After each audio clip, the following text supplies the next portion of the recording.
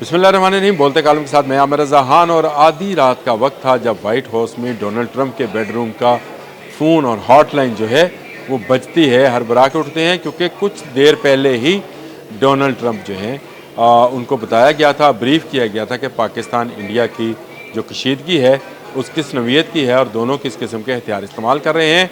हड़बड़ा कर इसलिए उठ पड़े कि शायद एटमी जंग ना लग गई हो। वाकई उनकी हालत ऐसी ही थी उस वक्त।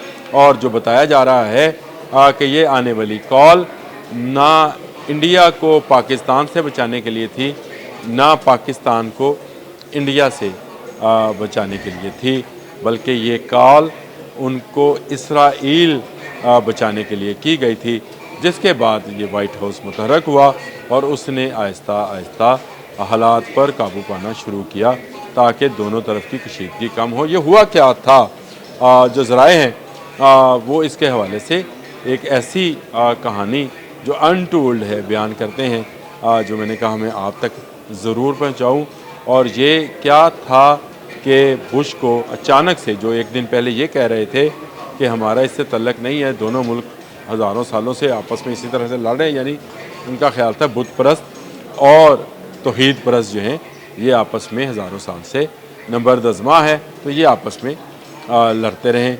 बिल्कुल ला तलकी थी। लेकिन अचानक से फिर क्या हुआ कि उन्होंने अपने सेक्रेटरी खारजा को मुतहरक किया, ख़ुद हॉटलाइन पर जो है बात की मोदी से और पाकिस्तान में हाई अथॉरिटीज़ के साथ, और जंग बंदी पर आमादा किया। और बड़े फ़ख्र से फिर उन्होंने एक ट्वीट भी किया और इसको कहा कि दोनों तरफ के लोगों ने समझदारी का मुजाहरा किया है।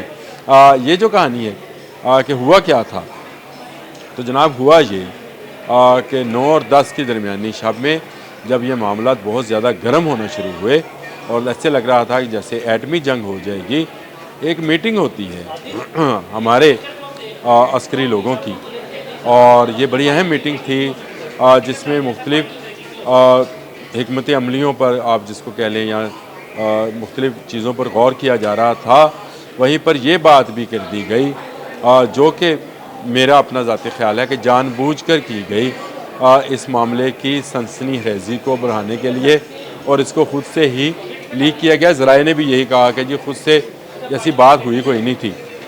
बात यह थी कि इस मीटिंग से ये बात अखज़ कराई गई कि इंडिया को पूरी सपोर्ट हासिल है इसराइल की, और उसी के हरोब जो हैं उसी के हरोब जो हैं आ रहे हैं ड्रोन्स और पाकिस्तान पर हमला आवर हैं, जिनको डायरेक्टली ऑपरेट भी इसराइल के कंट्रोल रूम से किया जा रहा है।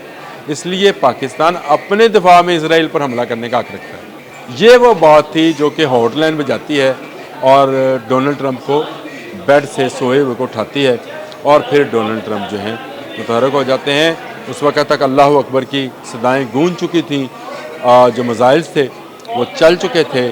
ख़तरा ये था कि दुनिया जो है एक और बड़ी जंग में दाखिल हो जाएगी, क्योंकि पाकिस्तान जो है इसराइल पर हमला करेगा, क्योंकि इसराइल के ड्रोन्स जो हैं मुसलसल पाकिस्तान में दाखिल हो रहे थे और वहीं से ऑपरेट हो रहे थे, जिसके वाज़िया सबूत जो है पाकिस्तान के पास मौजूद थे। ये फेक लीक जो है ये घबराने का बायस था, क्योंकि ये एक बड़ी जंग का पेश खेमा था और अमेरिका का नजायज़ बच्चा इसराइल दुनिया के नक्शे से मिट सकता था इस एटमी जंग के नतीजे में। और पाकिस्तान क्योंकि अपना ऑफेंस दिखा चुका था, पाकिस्तान अपना हिट दिखा चुका था कि वो एक ही दफ़ा में हमला करता है, लेकिन ऐसा ज़ोर का पंच करता है कि नॉकआउट हो जाता है दूसरा। तो पाकिस्तान के पास ऐसी सलाहियतें, ऐसे मिसाइल्स मौजूद हैं जो पूरे के पूरे इसराइल को पलक झपकते में भाप में तब्दील कर देंगे। एक एक यहूदी जो है हवा में तख्लील हो जाएगा। और ये मैं बात आपको किसी तुक्के की बुनियाद पर, किसी और बात पे नहीं कर रहा। पाकिस्तान की जो एटमी सलाहियत है वो इसराइल जैसे छोटे मुल्क के लिए एक मिसाइल ही काफ़ी है, और वहाँ पे ना बंदा बचेगा ना बशर बचेगा, बंदा बशर नहीं बचेगा, वहाँ ना पानी बचेगा, ना दरख्त बचेंगे, ना चरिंद ना परिंद। ये एक एटॉमिक सहराब की शक्ल अख्तियार कर देगा, जहाँ पर कई हज़ार साल तक लोग जाना भी पसंद नहीं करेंगे, और वहाँ की फ़िज़ा, वहाँ की हवा, वहाँ का पानी जो है वो भी जहरीला हो जाएगा। ये इदराक है डोनाल्ड ट्रंप को कि इसराइल अभी भी پاکستان کے مقابلے کے نہ جذبہ رکھتا ہے، نہ جوش ایمان رکھتا ہے، نہ ہتھیار رکھتا ہے۔ اپنی تمام تر ٹیکنالوجیز کے باوجود آپ دیکھ لیں حروب کو کیسے مکھیوں کی طرح مار دیا۔ یہ وہ چیز تھی جس پر ڈونلڈ ٹرمپ متحرک ہوئے، اس طرف سے مودی کو مار پڑ رہی تھی۔ جس کے نے اگلا اسلحہ خریدنا ہے تو امریکہ یہ چاہتا تھا کہ مودی کا سارا اسلحہ جو ہے ناکام ہو اس جنگ کے اندر۔ ناکام تو ہوا، رافیل، مگ، SU-30 اور S-400 ساری چیزیں اس کی ناکام ہوئی، تو اس کے بعد اسرائیل کے حروب بھی ناکام ہو گئے۔ تو وہ یہ چاہتا ہے کہ وہ رشیا اور فرانس کے بلاک میں سے نکل کے امریکہ میں خریداری کرے، جس کے لیے اس نے پھر یہ اس پر کہا کہ جی دونوں ملکوں کو ٹریڈ کرنا چاہیے۔ لاکھوں لوگوں کی جان چلی جانی تھی۔ یہ ایک نیا جو ہے اس نے بیانیہ گھڑا اس لیے کہ اس نے ایک دن پہلے یہ کہہ دیا تھا کہ میرا اس سے کوئی تعلق نہیں ہے، اور ایک دن کے بعد وہ یہ بات کہہ رہا تھا کہ دونوں ملک اگر جنگ ہوئی تو یہ ایٹمی جنگ ہو جائے گی۔ یہ ایٹمی جنگ ہونا ہے، میں ابھی آپ کو بتا رہا ہوں، بھارت کے عوام کو بتا رہا ہوں، اسرائیل کے عوام کو بتا رہا ہوں کہ اگر اب کسی نے شرارت کی تو پاکستان یہ ایٹمی جنگ لڑ کے دکھائے گا۔